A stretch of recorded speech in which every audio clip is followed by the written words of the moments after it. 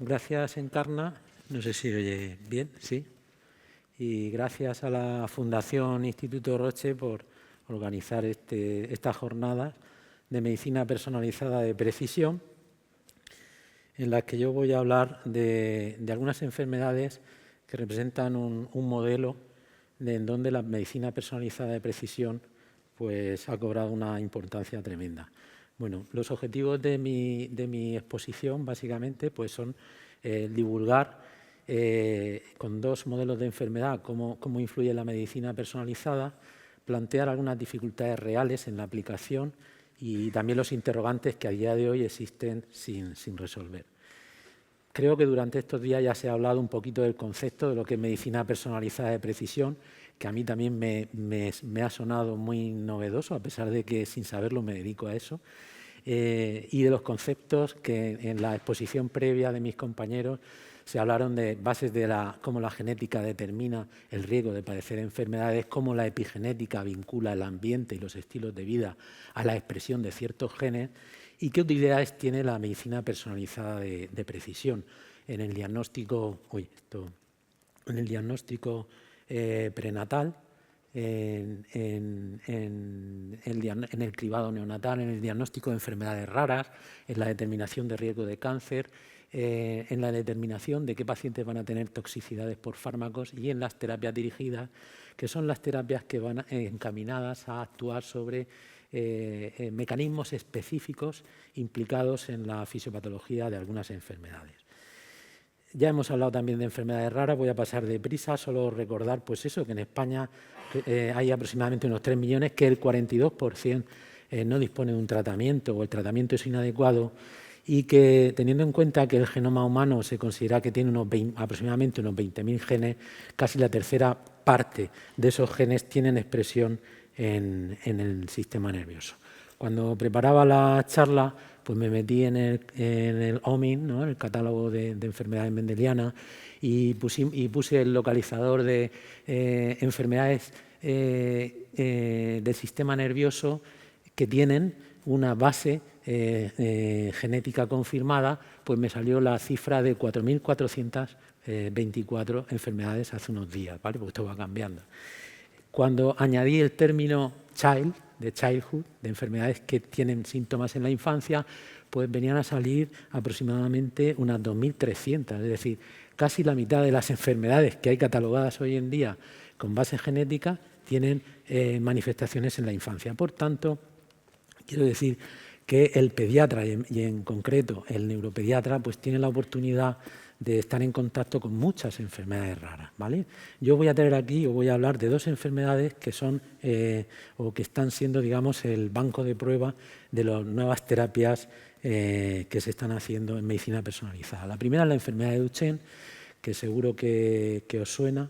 Se trata de una enfermedad descrita por Duchenne en el año 1868. Es una enfermedad que afecta a 1 de cada 5.000 recién nacidos varones vivos y es una enfermedad recesiva ligada a X, que como ya sabéis pues es transmitida a través de la madre y la padecen los varones, aunque las mujeres portadoras también pueden tener algunos síntomas de la enfermedad. La enfermedad de Duchenne, ¿qué ocasiona? Pues la enfermedad de Duchenne es una distrofia muscular progresiva, es decir, es una enfermedad que ocasiona la muerte del músculo esquelético y cardíaco y la sustitución progresiva de ese músculo por un tejido fibroso, dando lugar a una debilidad progresiva y una serie de complicaciones que van a acortar la esperanza de vida de los pacientes y a causar una enorme morbilidad en los años de vida. Aquí tenéis en esta diapositiva, que no sé si se ve muy bien en el fondo, resumidas las grandes etapas de la enfermedad de Duchenne. En primer lugar, pues tendríamos en los años iniciales, puede ser que el niño no muestre, sobre todo en los 2 primeros años de vida, los niños a lo sumo pueden tener alteraciones en las pruebas analíticas si es que se pide algún cribado de una enzima muscular que se llama creatinfosfoquinasa. De hecho, los recién nacidos con Duchenne suelen tener una cifra en torno a 2.000. Y esto es importante porque puede ser utilizado a veces o se ha utilizado como biomarcador de la enfermedad. En la etapa, digamos, del lactante no suele haber manifestaciones. En la etapa de preescolar son niños que pueden iniciar la marcha tarde, hacia los 18 meses son torpes, A veces tienen retrasos del lenguaje, porque ya vemos que esta enfermedad no solo afecta al músculo. Y cuando se hacen un poquito más mayores, aproximadamente entre los 2 y los 5 años, ya es posible en la consulta apreciar lo que se llama pseudohipertrofia de gemelos. Son niños que les cuesta trabajo pasar de sentado a de pie y que cuando les exploras pues ves los músculos gemelos muy grandes, muy llamativamente grandes. Conforme el niño se va haciendo mayor, pues esa capacidad natural de regeneración va disminuyendo y, sin embargo, la enfermedad sigue progresando, de modo y manera que se hace evidente la debilidad muscular, fundamentalmente en los miembros inferiores, con un patrón de marcha muy característico y una discapacidad para ciertas tareas motoras, como por ejemplo subir escaleras, ¿no? Es característica aquí la famosa maniobra de Gowers, en la que el niño necesita trepar sobre sí mismo para poder adoptar la posición erecta. También es frecuente que se caigan con bastante frecuencia y también es frecuente que haya alteraciones ya de tejido fibroso, como caminar de puntillas, se cansen pronto y puede haber en algunos casos problemas cardíacos. Hacia los 12 años aproximadamente, la mayoría de los niños con enfermedad de Duchenne han perdido la deambulación, ya no son capaces de caminar y vienen a la consulta en silla de ruedas, ¿vale? Aquí la debilidad muscular sigue avanzando, sigue afectando a los miembros superiores, al tren superior, y comienzan a aparecer alteraciones en la función cardíaca.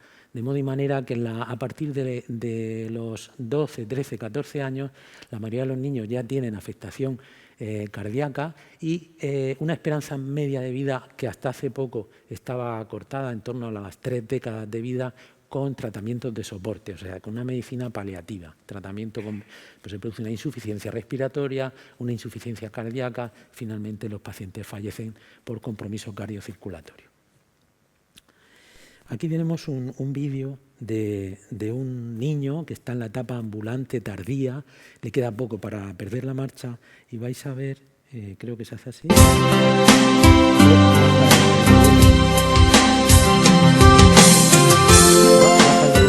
Bueno, aquí se puede ver un poquito lo que he dicho, cómo tiene esa hipertrofia de los gemelos, que son desproporcionadamente grandes. Vamos a ver si se carga otra vez.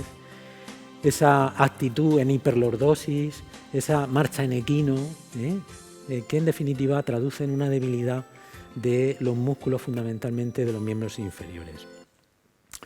Bueno, esta es una enfermedad que tiene una base genética conocida ya desde hace décadas, que implica a un gen que se considera que es el gen más grande, de mayor longitud de todo el genoma humano. Para que os hagáis una idea, tiene 2,2 millones de pares de bases, ¿vale? Contiene 79 exones, es decir, muy poquita parte de ese DNA es región codificante. Esos exones representan tan solo el 0,6% y tiene 8 regiones promotoras que van a hacer que el gen se exprese en diferentes órganos. No solo se expresa en músculo esquelético, sino que también se expresa en el corazón, se expresa en la corteza cerebral, se expresa en cerebelo, en retina, en la glía y en las células de Schwann. Es decir, que es una enfermedad que, aunque afecta fundamentalmente al músculo, también puede repercutir en otros tejidos. Bien, ¿todos los enfermos de Duchenne tienen el mismo mecanismo genético? Pues no, y esto es importantísimo a la hora de hablar de medicina personalizada, como ya ha dicho mi compañero Pedro, que me ha encantado la charla porque ha abierto una serie de cuestiones que van muy enlazadas con las enfermedades de las que yo estoy hablando. Este estudio se hizo en España sobre pacientes adultos con enfermedad de Duchenne y analizaron el tipo de mutación que tenían los pacientes. Y aquí ¿qué podemos ver? Pues que aproximadamente el 46%, casi la mitad de los pacientes, tenían delecciones de exones, bien en marco o fuera de marco, o duplicaciones, ¿vale? El resto, el 19%, tenía duplicaciones, ¿verdad? En total, pues sumarían un 65%. Y el 34,2% tenían mutaciones puntuales, tipo nonsense, con parada de lectura, de traducción, missense, pequeñas delecciones, pequeñas duplicaciones, pequeñas inserciones indel y mutaciones en los sitios de splicing del ARN. Bien, esto lo he dicho porque, evidentemente, el tratamiento genético va a depender también del tipo de mutación. ¿Qué ocasiona, qué codifica el gen? El gen codifica una proteína que se llama distrofina. Pues se llama, de ahí viene el nombre, se adoptó de distrofia muscular distrofina. Es una proteína muy grande, una proteína enorme que está integrada en la membrana de la fibra muscular, en el sarcolema, ¿vale? Y realmente es una proteína que forma parte de un andamio de proteínas, no es solo una proteína, sino que interacciona con otras proteínas que están en la periferia de la fibra muscular y que une o ancla la membrana de la fibra muscular con el aparato contráctil de actina y miosina que hay dentro de la fibra muscular. La función de esta proteína es muy importante porque la distrofina lo que hace es estabilizar la membrana. Cuando esa proteína no está bien o no existe, como ocurre en el Duchenne, la membrana se rompe y se producen una serie de acontecimientos múltiples que van a dar lugar al final a la muerte del miocito, que es la fibra, la célula muscular. Aquí tenéis resumidos los diferentes mecanismos patológicos que ocasionan la pérdida o la deficiencia de la proteína. Puede producir, por supuesto, rotura e inestabilidad de la membrana, alteración del flujo de calcio. El calcio es necesario para que la fibra se pueda contraer. Se produce también alteración de los procesos de reparación de las células satélite que hay, que están naturalmente dispuestas para sustituir al tejido. Hay daño oxidativo, es decir, la célula se muere por estrés oxidativo y hay afectación de la unión neuromuscular. En conjunto, todos esos mecanismos lo que van a hacer es que la fibra se muera, se necrose. Y al necrosarse, lo que ocurre es que se produce una respuesta inflamatoria que va a dar lugar a una fibrosis y una sustitución fibroadiposa del tejido muscular. Aquí tenéis una imagen histológica de un paciente sano, en donde se ha hecho una tinción o una inmunomarcación para distrofina, se ve cómo se dibuja o se tiñe de gris la membrana. Esto es distrofina en un paciente sano, y aquí tenéis al lado un enfermo de Duchenne que no tiene distrofina, ¿vale? Y llamo la atención en esta preparación en la que hay una fibra que sí tiene distrofina, es decir, esto es lo que se llama una fibra revertida, que, como veremos luego, ha servido para que las personas que han investigado hayan aprendido cómo la naturaleza ha sido capaz de expresar distrofina en un paciente que tenía una mutación en el gen de la distrofina. Y esto ha dado lugar a tratamientos.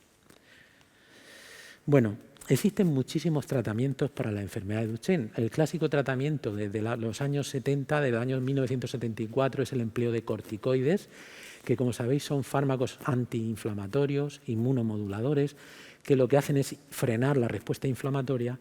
Y existen una serie de terapias modernas de las cuales yo no me voy a ocupar hoy, porque pueden actuar en todos los tipos de Duchenne, como son los análogos de distrofina, la eutrofina, fármacos que reducen el estrés oxidativo, fármacos que aumentan la transcripción del DNA por inhibición de acetilasas de histonas, aumentos de fármacos antimiostatina, que la miostatina inhibe la expresión de distrofina, fármacos antiinflamatorios. Nos vamos a centrar en lo que realmente nos parece medicina personalizada de precisión, ¿verdad? Son los tratamientos fundamentalmente del salto de exón, de la terapia génica y de la edición génica. Bien, ¿qué es el salto del exón? Yo no sé si anteriormente se ha comentado este tipo de terapia. En las charlas previas yo creo que no. Bien, el salto del exón, ¿qué fundamento tiene? Bueno, como sabéis, el gen de la distrofina tiene 79 exones, ¿vale? Cuando se produce una mutación, es decir, en este caso una deleción, se pierden todos, en este caso se ha perdido el exón 48, 49, 50.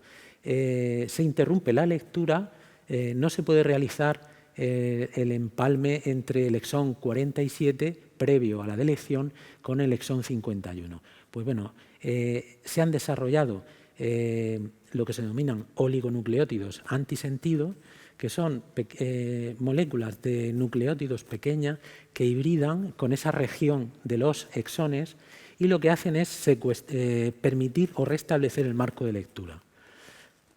He traído este vídeo tomado de YouTube para ilustrar un poquito, entender cómo funciona el salto del exón.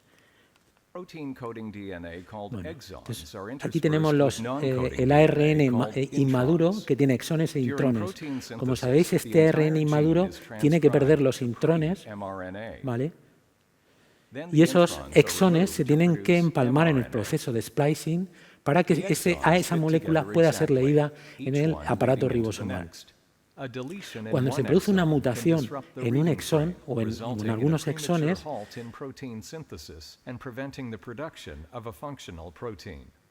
se interrumpe, se va a producir un ARN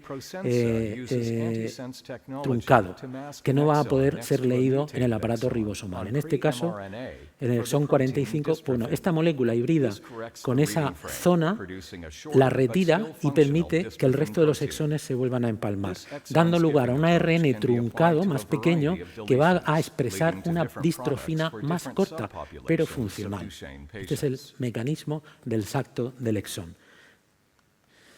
Bien, por lo tanto, la medicina personalizada en este caso puede utilizar ese conocimiento, qué exón o qué exones se han deleccionado o duplicado en ese paciente para utilizar una molécula que va a ser capaz de restablecer el ARN y permitir la producción de una distrofina. Aquí resulta muy interesante esta aproximación. La siguiente vía es parecida, es lo que se llama la supresión de la mutación sin sentido, nonsense. Bien, me he traído el vídeo para que también un vídeo tomado de internet en donde podéis ver aquí una molécula de ARN que tiene un codón de parada, es decir, la mutación ha dado lugar a una secuencia de nucleótidos que codifica parada de traducción, de modo y manera que cuando el ribosoma lleve aquí va a suspender la lectura, la traducción de proteína. ¿Qué hace la molécula ataluren? La molécula ataluren es una pequeña molécula que se une a ese codón y de alguna manera lo que hace es engañar al ribosoma para que siga leyendo, respetando el marco de lectura del ARN mensajero y se genere una distrofina prácticamente igual que la distrofina natural. Aquí tenemos un poco la animación, cómo vemos cómo el ribosoma va leyendo el ARN mensajero, se va produciendo una fibra amarilla que es la distrofina, en condiciones normales se pararía y esta molécula se une al codón del ARN y permite que el ribosoma siga leyendo la fibra de la molécula de ARN dando lugar a una distrofina. ¿Vale? Bueno, bien, y vamos a hablar ahora un poquito de la otra alternativa, que yo creo que esto es la auténtica revolución o lo que estamos esperando los clínicos que aparezca, porque bueno, yo oía a Pedro, ahora hablaré de otro modelo de enfermedad en donde también estamos muy felices, pero en el caso del Duchenne las cosas no van tan bien como uno esperaría. Existen muchísimas líneas de investigación, como estáis viendo, pero va muy despacio y a día de hoy los pacientes siguen teniendo las mismas complicaciones que hace 20 años. ¿Vale? Es la terapia génica. Bueno, no sé si se ha hablado aquí de la terapia génica en charlas anteriores o no. Yo voy a dar unos conceptos sencillos, siguiendo un poco. Yo no soy ni genetista ni biólogo molecular, soy clínico. Así que me vais a disculpar si cometo algún error. Pero los principios son fáciles de entender. ¿Qué necesita una terapia génica? Necesitamos un transgen, es decir, un gen fabricado en laboratorio que permita expresar la proteína que queremos producir, y necesitamos un vector, es decir, necesitamos empaquetar el gen, meterlo dentro de un autobús o de un misil, como queráis llamarlo, y que ese misil llegue a la célula diana, se exprese, se libere el gen, el transgen, y ese gen pueda ser leído por el aparato ribosomal de la célula y expresar la proteína y corregir el defecto. Bien, ¿esto cómo se ha hecho? Pues se ha hecho, se ha logrado. Parecía algo de ciencia ficción, pero se ha logrado. ¿Y cómo se ha logrado? Primero, con las llamadas mini o microdistrofinas, ¿vale? ¿Qué es una mini-distrofina? Pues es una proteína, como os he dicho, la distrofina es una proteína gigante que procede de un gen gigantesco.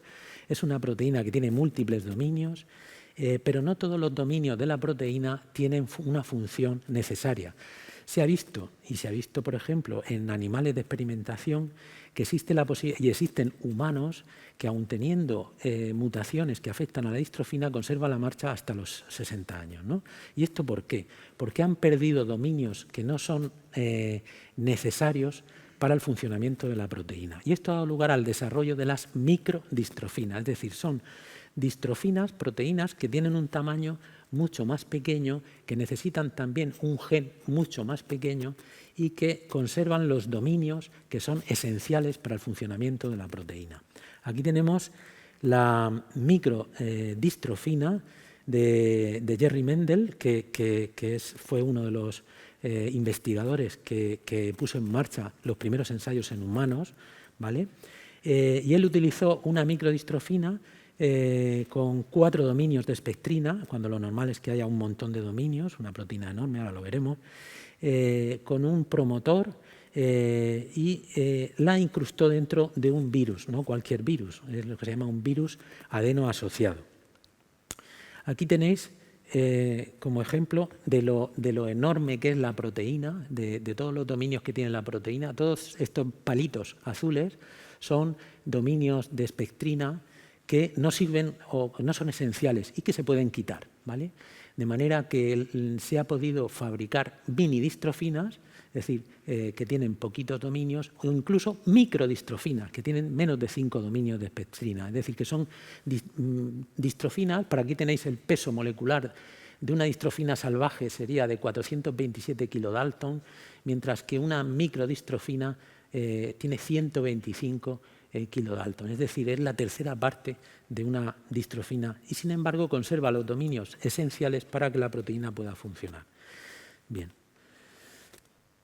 Una vez empaquetado, bueno, ¿qué se ha hecho aquí? Pues aquí tenéis un vídeo que muestra, a ver si, cómo un virus adenoasociado tiene dentro, bueno, interactúa con la célula, la infecta,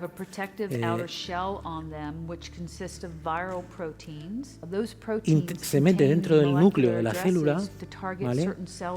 Y se abre y libera ese transgen modificado en laboratorio que va a quedar en forma de plásmido o de episoma dentro del núcleo y que se replica, ¿vale? Dando lugar a traducción en el aparato ribosomal del citoplasma en distrofina. Bien, existen, como veremos luego, cuestiones sin resolver respecto a esta terapia. Ahora hablaremos, porque hay que ir un poquito más deprisa. Finalmente, traigo aquí lo que, en mi opinión, representa el futuro, ¿no? El futuro de todos los científicos, que son las terapias de edición génica, los CRISPR-Cas9. Es una metodología moderna que utiliza fundamentalmente un conocimiento obtenido de los sistemas defensivos de las bacterias. Las bacterias han aprendido a defenderse de los fagos de bacterias, incorporando secuencias de ADN.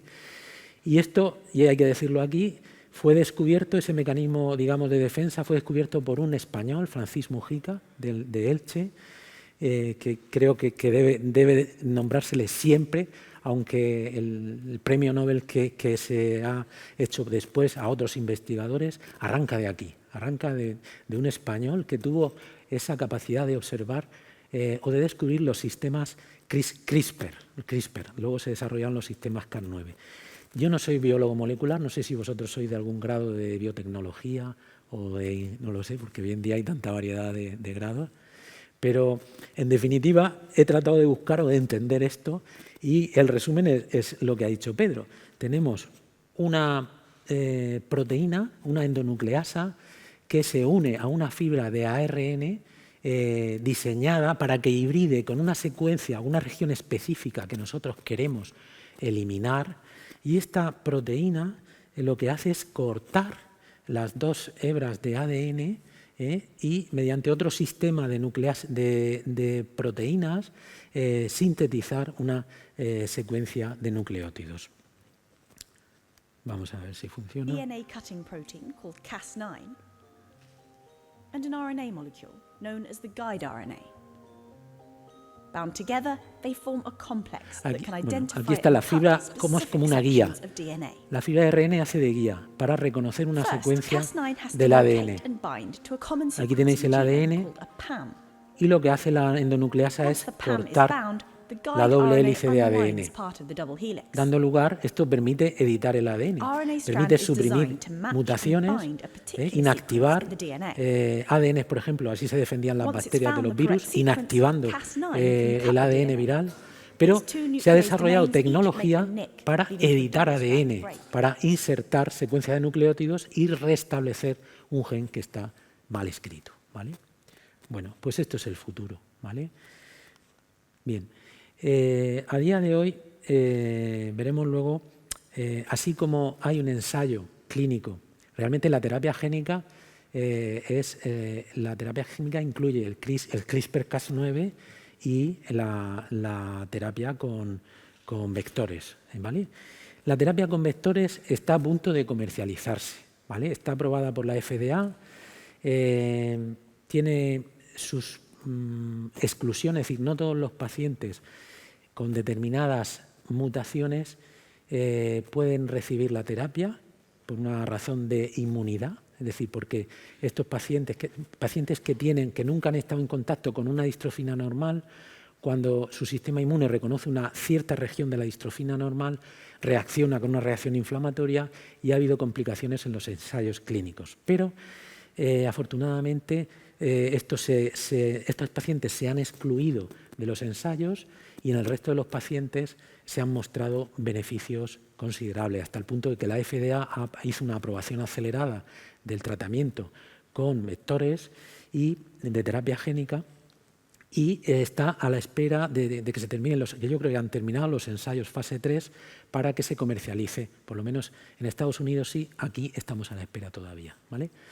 Bien, de la terapia con edición genética a día de hoy hay ensayos en fase 1, pero que yo haya leído solo se empleó en un paciente con enfermedad de Duchenne que tenía 20 años, que estaba ya avanzado y el paciente falleció por complicaciones inflamatorias, no se sabe muy bien qué ocurrió. Y como veremos, es una terapia que todavía, cuando lleguemos al final de la ponencia, abriremos el turno de dudas o interrogantes que abre la edición génica, ¿vale? Bien, por lo tanto, en la enfermedad de Duchenne tenemos, en resumen, una situación demasiado estancada a mi modo de ver, porque yo llevo casi 30 años trabajando y salvo los corticoides, poco más hemos podido hacer por los pacientes. Y estamos deseando que se comercialice la terapia génica con inyección de vector para que se puedan beneficiar y no acabar en silla de ruedas y, por supuesto, tener una esperanza de vida mucho mejor y más larga. Vamos a hablar ahora de otra enfermedad también, que aquí sí que podemos estar bastante satisfechos, aunque no totalmente. Ya veremos también que se abre una serie de cuestiones interesantes, que es la atrofia muscular espinal, a la cual llamamos AME, ¿no? Bien, también se trata de una enfermedad monogénica, es decir, está causada por un gen. Es un gen que se llama SMN1, ¿vale? Seguro que en la sala hay un portador de la enfermedad. Es decir, 1 de cada 52 personas es portador de la enfermedad. Es una enfermedad recesiva, es decir, se necesita la presencia de 2 alelos mutados para que el paciente tenga la enfermedad. Tiene una incidencia aproximadamente entre 1 o 12.000, depende. Hay países que tienen incidencia un poquito mayor o un poquito menor. Nosotros venimos teniendo en Murcia aproximadamente entre 2 y 3 casos al año de enfermos de atrofia muscular espinal. ¿En qué consiste o por qué se produce la enfermedad? Bueno, como todos sabéis, la unidad motora está constituida por una neurona motora que está en el asta anterior y en el bulbo, y esa neurona motora forma parte de lo que llamamos unidad motora, con una fibra muscular. Cuando se muere la neurona, se produce una muerte también de la fibra muscular. Es decir, estos pacientes lo que tienen es una degeneración muy rápida de las neuronas del asta anterior que conlleva una atrofia muscular, por eso se llama atrofia muscular espinal, aludiendo al origen neurógeno de la atrofia. ¿Y esto por qué se produce? Pues se produce porque hay este gen, el gen SMN1, codifica o determina una proteína que se llama viene de Survival Motoneuron. Es una proteína cuya función no está muy bien conocida. Es una función que está implicada en la síntesis proteica de las neuronas, en el transporte o en el flujo del axón intraaxonal. Pero en cualquier caso, resumiendo, es una proteína que es esencial para la supervivencia de la neurona. Cuando hay un déficit de esta proteína, la neurona se muere, ¿vale? Y por lo tanto se produce la cascada de atrofia muscular. De modo y manera que en esta enfermedad existen diferentes formas según la gravedad. Tenemos hasta 5 formas diferentes. Existen formas tipo 0, de inicio prenatal, ¿vale? Son niños que tienen ya síntomas en las primeras semanas de vida, que son dependientes de ventilación mecánica y van a fallecer, y que solo tienen una copia, de esto hablaremos ahora, porque aparte del gen SMN1 hay otro gen que es primo hermano o casi hermano, que se llama SMN2, que también está en el cromosoma 5, que es prácticamente, se llama un gen parálogo, es decir, es un gen casi exactamente igual, salvo en una región donde cambian unos nucleótidos que determinan un trastorno del fenómeno de splicing.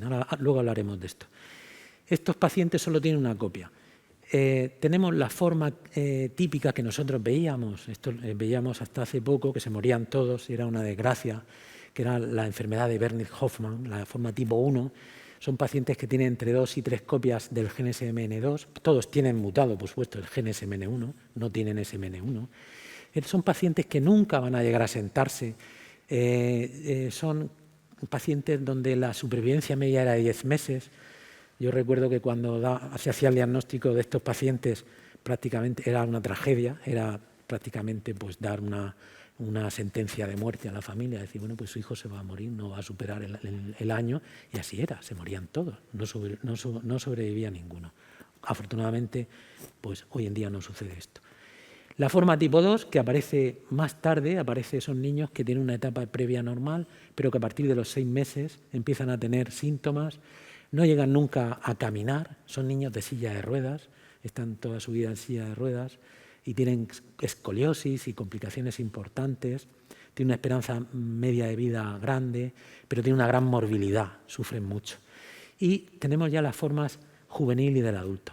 La forma juvenil llegan a caminar, pero ojo, algunos pueden perder la marcha, son pacientes que pueden perder la marcha, tienen entre 3 y 4 copias del gen parálogo SMN2, y las formas del adulto, que son formas que aparecen ya en adultos mayores de 18 años, que solo tienen una mínima debilidad y que tenemos poquitos, quizá la gente no sabe ni siquiera que tiene la enfermedad.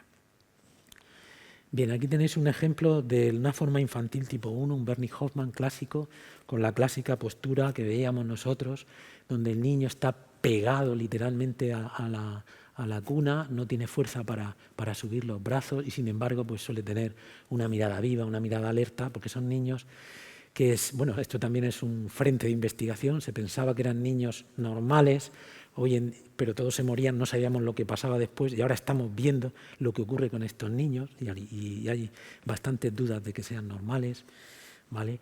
Y aquí tenemos el clásico aspecto de una paciente, esto está tomado de internet, ¿vale? De la asociación de Fundame, y es una paciente que tiene una atrofia muscular espinal tipo 2, ¿vale? Con una escoliosis que se puede adivinar por la actitud del tronco y con una hipotrofia muscular marcada y que va en silla de ruedas. Y así puede estar toda su vida, ¿vale? Esa forma tipo 2, ¿vale? Que son los que nosotros vemos en la consulta.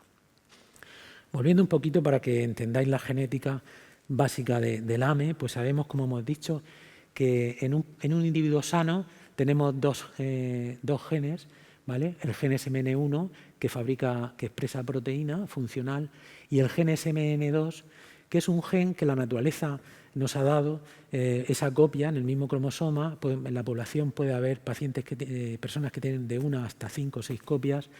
Y este gen expresa proteína, pero muy poquita proteína, por un problema del splicing. Es decir, este gen tiene un error en una secuencia de nucleótidos, una región del gen, que hace que ese proceso de empalme, de pérdida de intrones y ensamblado de exones, se pierda un exón, el exón 7 en concreto, y esa proteína es una proteína truncada que no sirve para nada. Pero sí fabrica aproximadamente un 10%. ¿Y qué ocurre en un niño que tiene la enfermedad? Pues en un niño que tiene la enfermedad no hay SMN1, está mutado, es una enfermedad recesiva, se ha perdido el gen SMN1, tanto en el alelo paterno como en el materno, pero el gen SMN2 tiene una cierta síntesis, ¿vale?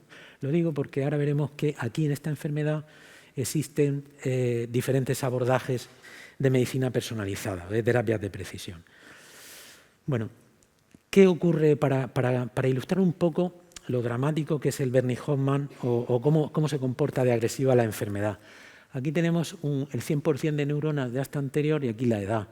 Bueno, pues se ha visto en autopsias, en necropsias de los pacientes con la forma tipo 1 que a los 6 meses apenas queda el 10% de toda la población de neuronas. Es decir, que estamos hablando de un modelo de enfermedad muy agresiva, es decir, que tenemos que considerarla como una urgencia, como una verdadera urgencia en el diagnóstico y en el tratamiento. Pues de lo contrario, vamos a llegar a un momento en el diagnóstico en donde el paciente ya no tiene neuronas o tiene muy poquitas neuronas viables, con lo cual los resultados de los tratamientos son más que malos, ¿vale? Lo que he traído la diapositiva sobre todo más que nada para ilustrar la necesidad de un diagnóstico precoz y de una terapia precoz, ¿vale?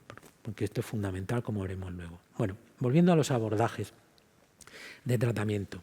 Tenemos básicamente a día de hoy, dos líneas de abordaje.